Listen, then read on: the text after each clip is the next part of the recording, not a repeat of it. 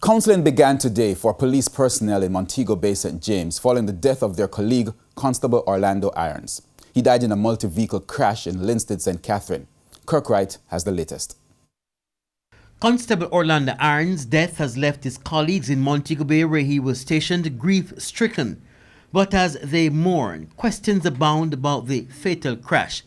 The constable died on Monday when the police unmarked service vehicle he was traveling in crashed in Linstead.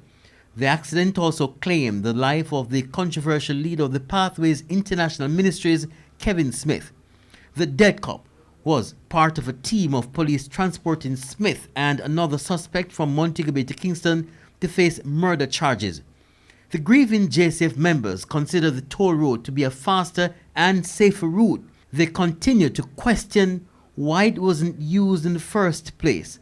On Monday, the question was put to the head of the JCF's communication arm, SSP Stephanie Lindsay. So it happened on Church Street in the vicinity of the Linstead bypass. I'm not able to say which route they took, but we know that there are several routes to Kingston, and I'm sure they would have made the assessment and would have taken the route that they believe would be the safest route to get them there. Unfortunately, there was an accident that would have changed the whole dynamics of them getting from Montego Bay to Kingston safely. Chairman of the Police Federation, Corporal Ron James, gave his perspective on the matter. To the best of my knowledge and the information, it is that they had no access to the toll road in relation to passage, except that they would have to pay.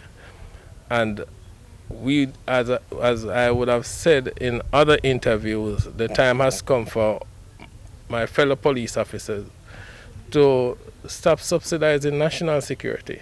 Corporal James says he has discovered that the practice is not uncommon. It has been brought to our knowledge that several members have, in the execution of their duties, have used a toll road, and they would have paid the toll fee and are yet to be reimbursed. Meanwhile, persons have been speculating that Kevin Smith was not wearing a handcuff while being transported to Kingston.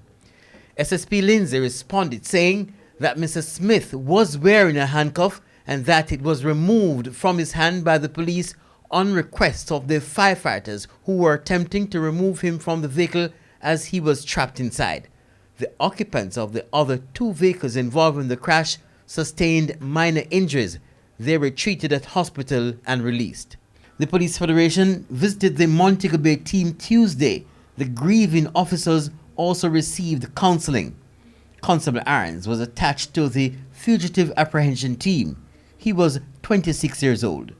Kirk Wright, TVJ News. In the meantime, Minister of National Security Dr. Horace Chang reacted to yesterday's deadly crash. Driving in Jamaica who don't stop when emergency vehicles are on the road. And that is a challenge, which again is just a question of bad driving, poor driving habit, because that was what generated the accident. Right. No, a vehicle this. When an emergency vehicle is approaching, the vehicle ahead is supposed to stop, allow the vehicle to pass. A lot of Jamaicans, when there is a convert, before the vehicle can move, they keep waddling along.